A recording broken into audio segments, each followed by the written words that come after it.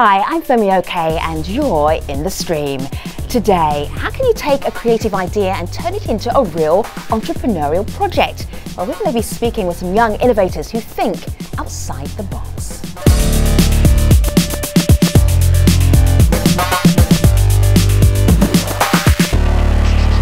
Digital producer Malika Bilal, here is our imaginary box.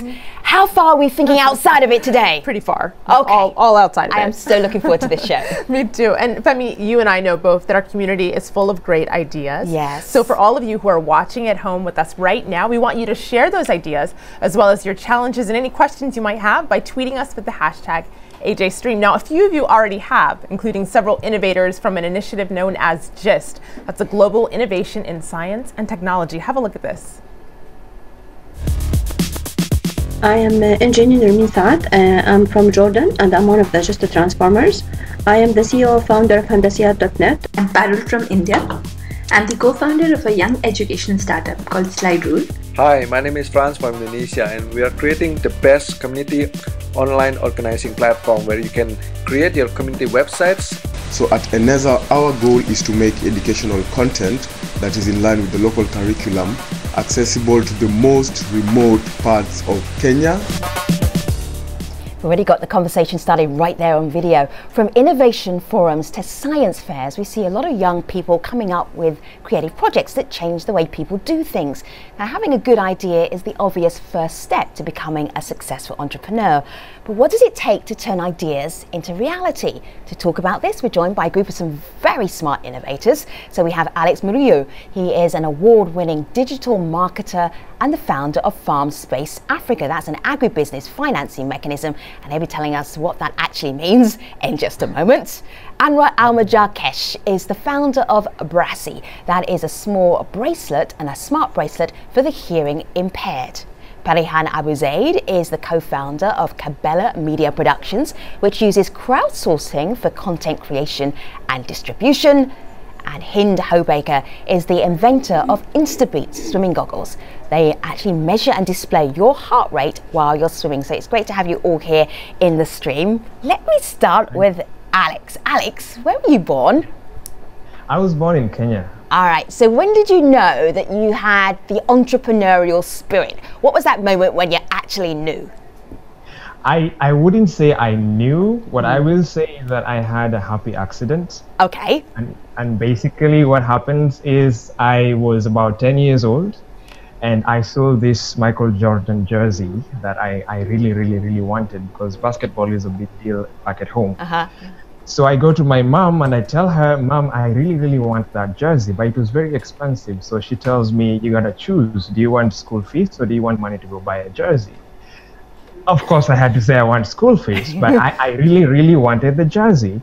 So I started thinking about how to generate some money and go and buy the jersey. And I saw an opportunity whereby, so my hometown is in a rural part of Kenya and we didn't have banks in our town at the time. So my mom used to basically send me to the bank, which was about an hour and a half away, to go and deposit money for her. It was very funny because I would stuff money in my socks and in my pants just to keep it safe. Okay. I was a very young person. So I told her, listen, if you can get 3 more of your friends to send me as well and let them give me lunch money, then that would be very nice. So she connects me to 3 of her friends. I started saving. I never had lunch the whole time, so I used to just keep the money. Eventually, I had the money I needed to buy the jersey. How long did it take to save up the money for the jersey? It took me about a year. Right. But it was all worth it. I still have the jersey up to today. It means a lot to me, I have to say. Wow. So that was kind of mobile banking, Kenyan style, right? You could say something like that. Yeah, you could say something like that. Literally mobile, not the cell phone. Oh my goodness, that is an amazing story. You know, I see a connection between what you did as a youngster and what Parihan did as a youngster when you were making money and you were just a little kid. Parihan?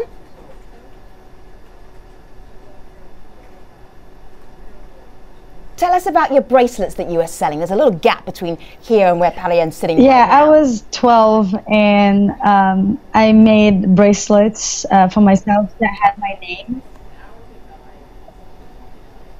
And? Yeah, so basically the bracelets were basically I used thread to make bracelets that had people's names or whatever they wanted, and I wore one of them once, and then my friend liked it and she asked me to if I can make one for her, and then I was like, I can make one for you, but it costs me money to buy the material and everything. And she was like, yeah, it's okay, I'll pay you. And it started from there, and I ended up like selling like hundreds of them across the whole school, and I made money. And it was interesting because everybody was scared. My parents and my teachers were scared, and that I'll get in trouble by the other parents. I might anger them or something for taking their kids' money, and then instead of spending it on food, they're spending it on bracelets. Right. But I ended up making a fortune out of it as a kid in Egypt at that time. Wow. Well, our community is chiming in on this, Femi, and of course that's what I love to see. So this is one question we asked everyone at home if they had an idea for a creative innovation, but they couldn't turn it into a reality. So someone responded, this is Live for Happiness, who tweeted in, time is my challenge because I'm still a student. Financial wealth isn't the only determinant of success. So Anwar, I want to go to you with that, because this person says they're still a student, so they can't turn their dream into a reality, but you were a student when you did just that, right? Yes, absolutely. What did you do? Actually, I started to solve my problem with my invention.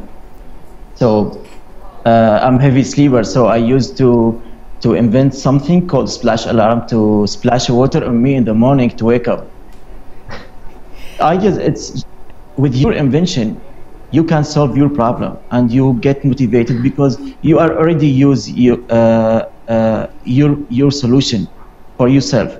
So actually, people would be happy in case if they are using their solution. If they start with during university, it's very difficult because you should to focus in your study, and also a lot of people they stop you and told you, okay, you are wasting your time. Actually, my advice, you don't listen to anyone. You can optimize your time to be for your favorite hobby and for your study at the same moment. So Aaron, let me just get this correct. Don't listen to anyone. Exactly. That's your advice. Yes. Nobody. I hear laughter. Who's laughing out there? I'm laughing. Yeah, why are you laughing? No, I'm laughing because it's so entrepreneurship is about being a rebel to some extent. So quite often I agree with him. You might just not listen to anybody and do what your heart tells you to do. But just listen. It's good to listen as well sometimes. Oh, okay. Now, at what point do you know, Alex, to listen? Because Anwar's not listening and he's going off making inventions. So at what time do you go, okay, that might be good advice? How do you work not out? Everybody, I mean, Anwar is a very smart guy, and I know him because I'm in the GIST program with him. So he knows his way around. All right, Yeah. Alex, can I show a couple of inventions that Anwar's done? He likes to put his inventions on YouTube, thank goodness for that. Yeah. So Anwar, I'm going to show here the iDrift. I think it looks like a rather robust scooter. Let's have a look here. He's demonstrating it. Where are we here, Anwar? What part of the world? In Jordan. In Jordan, on a rainy day in Jordan. Exactly. There you go. So that is it, scooting around. Beep, beep, beep. What is that? Why? Why would be the response to that? What's going on there, Anwar? Actually, when during my university life, I don't have car to go with, like, I don't have any transportation method. So I used to manufacturing this electric scooter. So it's green and it's friendly with the environment. Right. And it was very fast. Actually, the funniest part, it's a lot of people looking at me and laughing all the time because it's not common in our. It looks like nothing I've ever seen in my life. So you would have been quite a spectacle, but it got you to school and back every day? Yes, actually, Wow. I use it a lot to go to supermarket. It's like short distance, right? Just to bring some stuff, etc. Oh, okay, Malika. Well, Hind, I want to bring you into the conversation here because Anwar earlier said, don't listen to anyone, as we've all heard. One of our community members, though, said one of the problems in his community is that there is no one to listen to at all. So have a listen to this video comment and let me know what you think. Hi, my name is Daniel Okalan from Uganda, from a company called Cola Studios that makes digital versions of existing physical games. One of the challenges facing innovators in developing countries is the lack of the ecosystem. They lack mentors, they lack investors, and they lack success stories, without which they can't see examples of people who've taken a similar path and made it big. Hind, did you find that true in your experience as well, that you lacked mentors and you lacked success stories to be able to make your own success? I mean, I think this is applicable to all developing countries, and most of the magic happens in the US when it comes to the tech scene. But one advice I would give, and something I've learned, is not limit yourself physically or geographically. And this Hangout is the exact proof of it. Like, online, you can access anything and anyone. So you just need to find a success story outside of your country, outside of your region that relates to yours. Somehow get in touch with that person, seek advice from that person. And so for the past 3 years, I've been working on my startup, and I've employed people in 10 different countries. I've traveled all around the world to meet with them and to speak with them. But even without traveling, Skype is a great way to get work done across borders. So yes, this is true. And yes, this is more challenging to talk to people online rather than face-to-face, but totally doable with today's internet. Hind, tell us about your startup. It's kind of special. I used to be a competitive swimmer, and I needed a tool to monitor my workouts. And I couldn't find anything on the market that would help me do that. So I created my own tool. I can actually show it to you. Wow. So this is InstaBeat. Okay. It's a heart rate monitor that adapts onto swimming goggles. So here is the heart rate sensor, and it actually mounts on the temples, and you're able to measure your heart rate and see the display in real time while you are swimming. I'm going to play, Hind, I'm going to play a little bit from your TEDx talk, because there's a lovely animation that also explains it really well. Yeah, so have a look at Hind's TEDx talk. And then the light goes red if the swimmer should slow down. It goes green if he's on target, and it goes yellow if he should go faster. So really, it's a very intuitive color code system, like the traffic lights, but it's the first time that the swimmer is able to track his heart rate in the water and to monitor his training. So that looks amazing. I'm sure swimmers watching that, and when I was watching your TEDx talk, everybody went, whoa, when they saw what you'd actually done. Now, how do you go from that whoa moment to actually turning it into a product that people are going to buy? Where are you in that process right now? Yeah, so that takes a really long time. I think perseverance is the key word. Let's be real here, Hind. How long are you talking here? We're talking years? Yeah, it's been 3 years. It's been 3 years since the day I got the idea to the day where we actually, I can't say where we ship because we're about to ship in a few weeks. But it's been 3 years that we're working on redefining the process. We've redesigned the prototype around 10 times, and if you look at the version in TED or in other conferences I gave, the device looked completely different.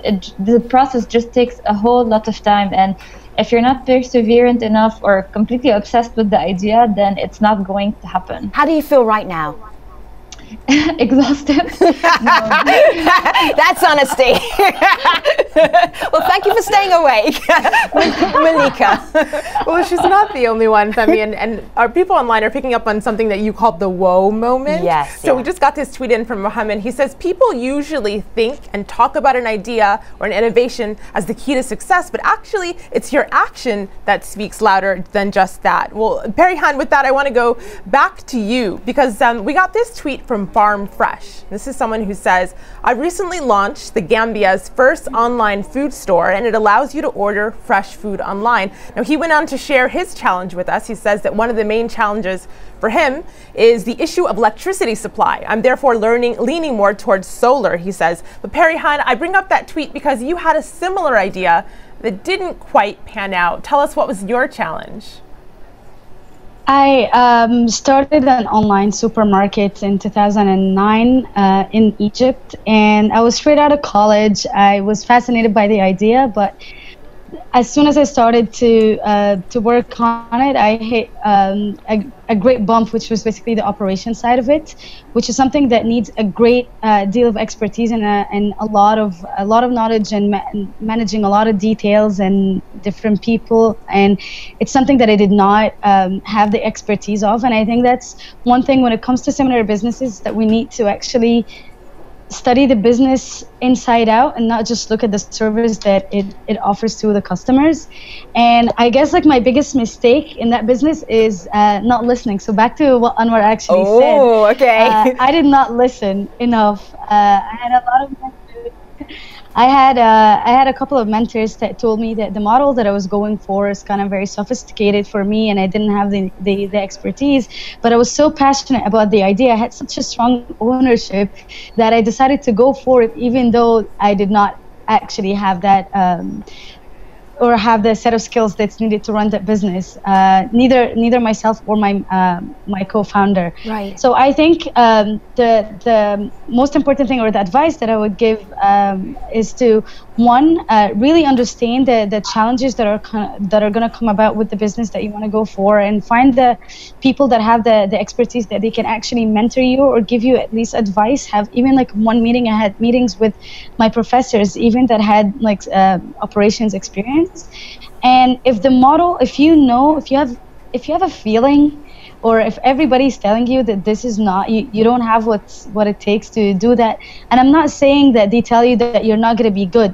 I'm saying if they give like concrete examples about flaws in the model, then you might want to reconsider. So going for solar could be a good option, but anything really that can actually solve the problem and model. What I'm thinking, Perihan, here is like the importance of failure, that sometimes you have to maybe fail in order to work out how to succeed. Does that resonate with anybody else other than Perihan?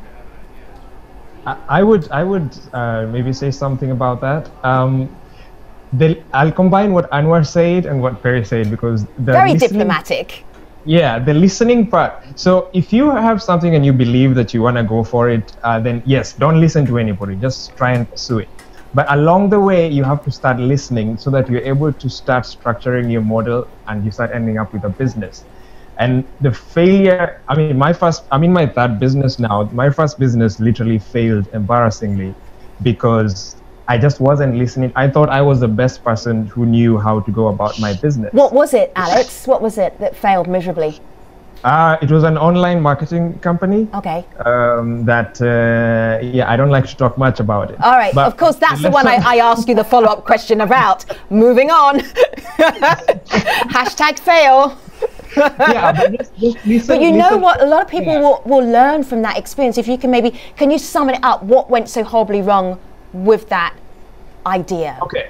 So something I have learned to do with my second and now this business, and has gone very well, is I always make sure I surround myself with people who are smarter than I am. Oh, good.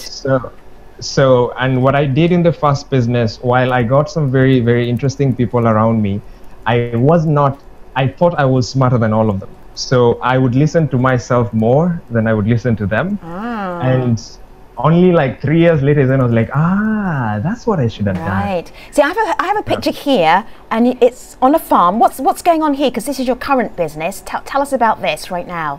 Yeah, this is my current business. So what we're doing now is we're helping small-scale food producers in Kenya and across Africa to access funds from the crowd and then scale up their businesses to become a little bigger. Right. And basically the problem we're trying to fix is we have a lot of food shortages in Africa. You'll see this from the news every other time. And it's because the small-scale food producers don't have much access to financing from the banks and the microfinance, because they're not a very attractive segment for them. So we help get financing from the crowd. These are people who can spread the risk among themselves. Right. So then it's not too big a risk for them to put some money into this person, but we make sure that they can be able to pay back the money with an interest. Okay. It must be going well, because you're happy to talk about that. Meanwhile, that one is good. Yeah. That was a good one. Malika. Well, Hind, you heard Alex talk about financing for others. Our community wants to know about financing for entrepreneurs like you. So Niam tweets in that one of the challenges, the most obvious one, she says, is the absence of a pre-secured monthly paycheck. Hind, is that something that you worry about? First, I had to quit a job in order to start my company, and it was really, really scary to go from being paid at the end of the month to not being paid at all. And I think there's no right moment that will tell you that now you're ready not to get a salary at the end of the month. I still want the salary at the end of the month. See, I can hear your parents going, Hind, what were you thinking? I think you should tell the world the job that you quit from. What was the job? So I was working as a mechanical design engineer at a very big design firm in Beirut. Right. And yes, it's maybe one of the best jobs you can get in Beirut. And I know that a lot of my friends wanted to be in my position, but I was just so bored. Just because I know that I had other ideas cooking in mind, and it took me a full year to be able to quit and to be okay with that feeling that I won't receive a monthly paycheck, and this is going to be a very big adventure financially. Right. And so I did, and I did seek a lot of forms of financing, and I mean, institutional investors is just one of them. There are a lot of business angels now that are starting to encourage small companies, even with a really small check. Like I had a really, really small amount when I started, but that was just enough. I think it gets you to be more creative if you have little money in the beginning. If you're hungry, maybe. Yeah. Is the fear factor, does that help you become a better entrepreneur? I think a more creative one, definitely. Wow. I mean, you can't grow the business tremendously without money, but at least you can get started and figure out your business model with a little money. Sure. I think maybe it's bad to have too much money in the beginning. You spend too much money on mistakes. Yeah, interesting. All right, so let's just dip back into Anwar. Anwar, I know you're going to do a little show and tell for us, because this is a work in progress right now. What are you going to show? Yeah, actually, I can share the demo. All right. You're going to do a live demo. Go for it. Exactly. Okay. So I have my smartphone here. It's including our application, installed our application here. All right. And this is our People Watch. Okay. So basically, our application detects the sounds using the microphone here, recognize it, and alert deaf and hard-hearing people by vibration, mobile phone, and the flashing light. Plus, they will get vibration notification through their smart vibration. All right, so in the app, so I'm just going to speed it up just a little bit because we're live and we're going to run out of time any moment now, is that in the app there's a series of sounds which will alert you by going across to your the smart bracelet or smart watch, and it will tell you, and if you're hearing impaired, those sounds then turn into an alert. Did I get that right? Exactly. Oh, good. Wow. Okay, I might be a potential customer. Who knows? All right, so the qualities that you need to be a successful entrepreneur are what, Alex? The qualities you need to be, wow. Yeah. Are you born or are they made? I think humans are generally born to be problem solvers. That's why we are at the higher level than animals and all these other kinds of people. Yes. And if you really think about it, every day of your life, you find yourself in a situation where you have to figure things out. All right. And that's primarily what an entrepreneur does. You try to figure things out. So you have to be someone who can figure things out. Hind, what would be your adjective for an entrepreneur? I think perseverance is key, and this is what got me through all these years. Right, nice. Perihan, what would be your description? If somebody's watching and they're not sure if they quite got what it takes, what are the qualities that they would have to have? You gotta be a risk taker. Risk taker. One more from Anwar. What would be your last adjective to describe what an entrepreneur would be like, a young entrepreneur? I too to learn from your bad lessons and keep going, never give up. Keep going. So wow. your solution it should be for the you should to bring your solution to the market very soon. Okay, so we have Anwar and Hind and Perihan and Alex. They are doing what they believe in. They are young entrepreneurs. We are taking their innovative spirit to the post show at stream.aljazeera.com. Now let me tell you about what we're going to be doing on the next program. So coming up on the next show, we are going to be looking at Tel Aviv. Now Tel Aviv is known as the gay capital of the Middle East, but there are two Israeli researchers who are challenging this gay-friendly image. They will join us tomorrow to explain why. We will see you online at stream.aljazeera.com. Thanks for watching.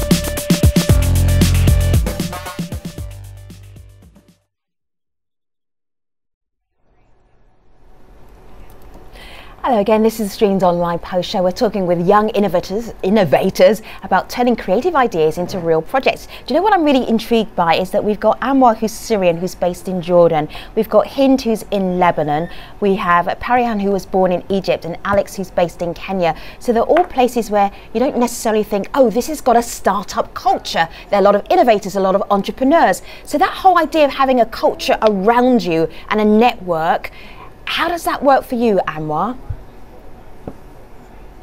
Sorry, can you repeat the question? Yeah, that idea of a startup culture. There's some places around the world where, you know, Silicon Valley, maybe parts of the US, parts of Europe, where you think, okay, like-minded people like you, Anwar, are all together. And there's a culture, there's an environment that you can thrive in. Do you have that? Yeah, actually in Middle East, we don't have resources, we don't have facilities to bring your solution tangible to the market. So that's why we are suffering to build our business idea there. And also, plus of that, you don't have support to make at least a proof of concept of your idea. Because if you need to convince customers or investors, you should to have at least a proof of concept of your idea. So that's why we should to start with this point. That makes it difficult. I heard some acknowledgement elsewhere. Join in. Can I just say something there? Yeah, go ahead.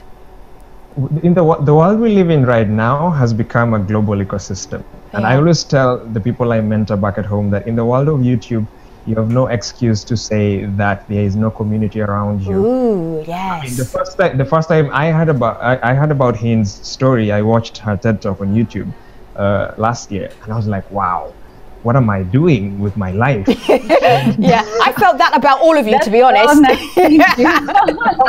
Yeah, I was so depressed when I read all of your stories. I was like, I'm such a loser. Why am I even coming to work today? Yeah, you can get. I mean, the GIST program that I'm in right now, I found out about it through YouTube. I was online, so you cannot say that there is no support structure anymore. You can access San Francisco or anywhere you want to do right now.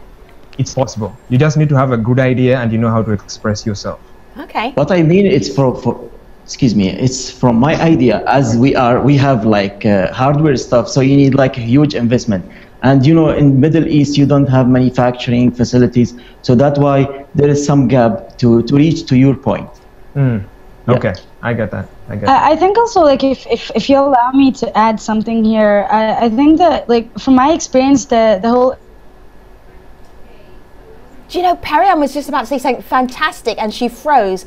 Hold that thought, Parihan. We'll come back to you. We'll try and get Parihan back. Malika? Well, it's actually interesting because we had a tweet for Parihan. I'm going to read it anyway and direct it to our other guests.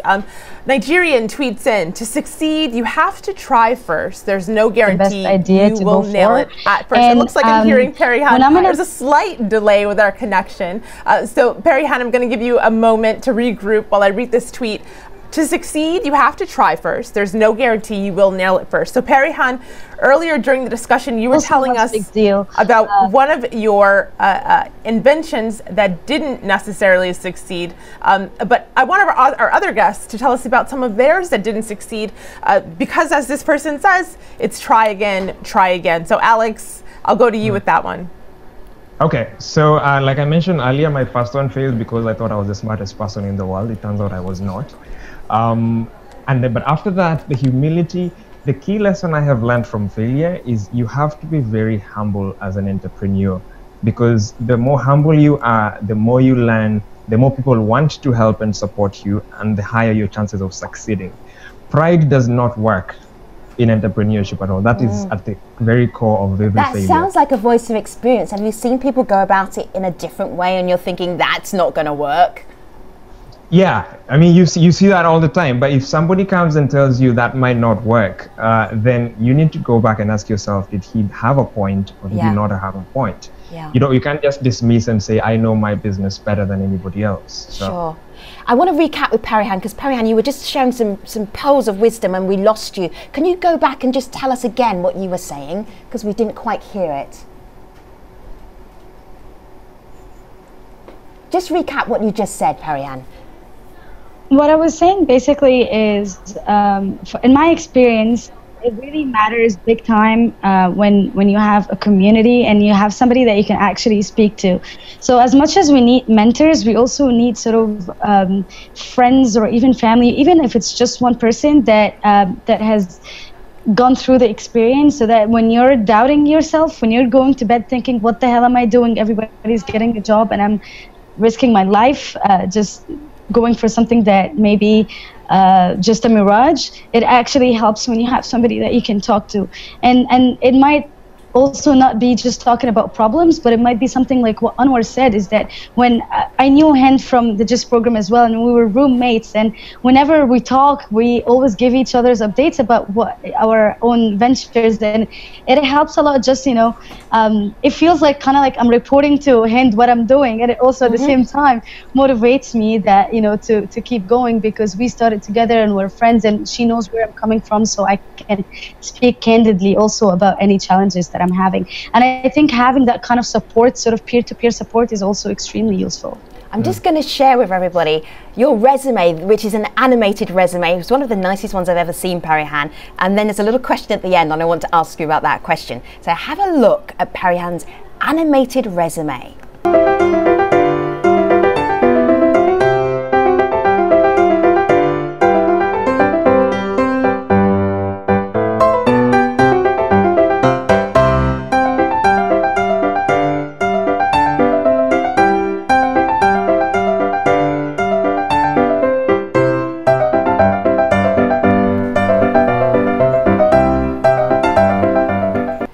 Question. What's next? Back to you. Update us on your resume. What's next? What are you working on? It's actually a new startup. Yeah, a new startup, of course. I'm laughing because when I was writing this, when I was actually doing this video, I never thought that what's next was going to be a new startup. I thought I made this video for my application at MIT. I'm now a candidate, an MBA candidate at MIT, and I thought what's next is going to be the MBA, and then we'll think about what's going to come next. But halfway through the academic year, I started thinking about a new startup, and that's exactly what I'm working on now. We started 3 months ago, and we're launching by the end of the summer, which is still in the entertainment space. We're in the film space. It's called Film Collectively, and what it is, it's an online platform for filmmakers from around the world to connect with each other and their audience.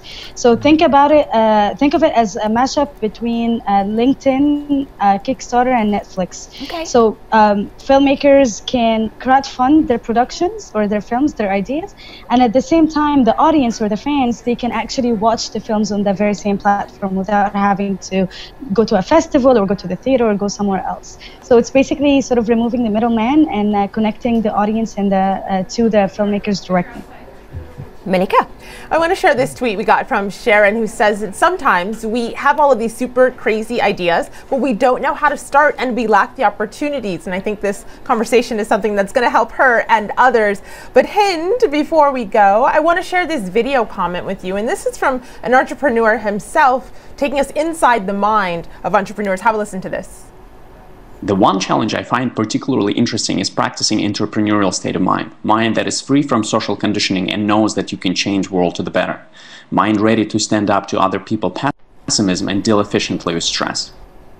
So yes, you have to be ready to stand up to stress. You have to be ready to stand up to other people saying that you can't do it. Did you face that? Do you have some other advice you want to add on to that? I mean, I think it's important not to spend too much time preparing and just learning as you go. I definitely had, and also to reply to the earlier tweet, I had no idea what I was doing when I started. I think you learn a lot from doing, much more than reading books. I read books a lot, but I think combining your experience with other people's experiences, with your friends' experiences, and your actions, you can actually make a better judgment. And it's very important that you have that entrepreneurial mindset, but that you're also true to yourself. So I'm not an aggressive person, and I don't think I'll ever be an aggressive entrepreneur, even if that maybe cuts business deals easier. It's just not me. So I think it's very important to learn about yourself and to improve during this whole process. I'm just wondering, go ahead. No, this is an advice I got from, it's actually Jeff Hoffman, who's a very vibrant entrepreneur in the US. Yeah. And he basically said, look at a child who is about 6, say 7 years old, and how they behave is exactly how an entrepreneur should behave for the rest of their life.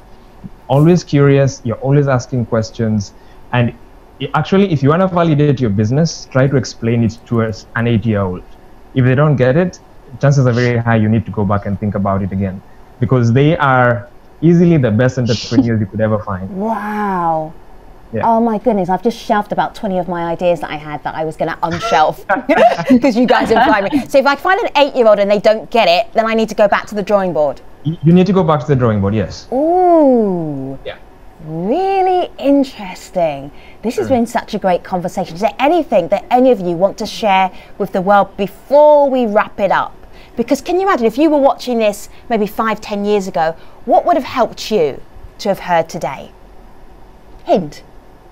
I think it's just the verb and the act of doing, being very proactive, just starting with an idea. If you don't know where to start, just start and you'll figure it out along the way.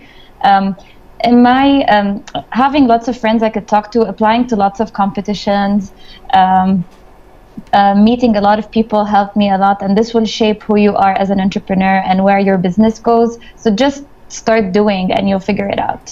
Final piece of advice, Parian.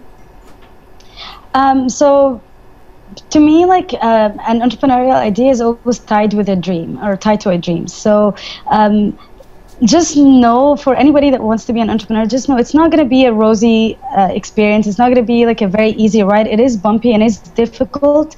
But when you think of it, if it is your dream to be an entrepreneur or to solve a big problem that affects your life and the lives of others, then the worst thing that you can do to yourself and the worst that can happen is not to pursue it. So just pursue it and take it as take the whole package. Last piece of advice, Anwar. Actually, each startup come up with a solution to solve problem in our daily lives. So they should to keep going and bring their idea to the market. They should to follow their dreams, and they don't listen to anyone to kill their motivation. So Anwar and Hind and Parian and Alex, thank you so much for your time. We really enjoyed talking to you. And Malika, the community, last word. Last word to Twitter. This is Batong, who says, these are vocations that will give you labels like eccentric and quirky, but you've got to believe in yourself and your ideas. So we are wrapping up this show for now. To be continued, we'll be watching the careers of Anwar and Hind and Parian and Alex with great interest. So what we'll be doing tomorrow? Well, Tel Aviv is widely known as the gay capital of the Middle East, but 2 Israeli researchers are challenging this gay-friendly image. We will find out why in the next show. Until then, I'll see you online.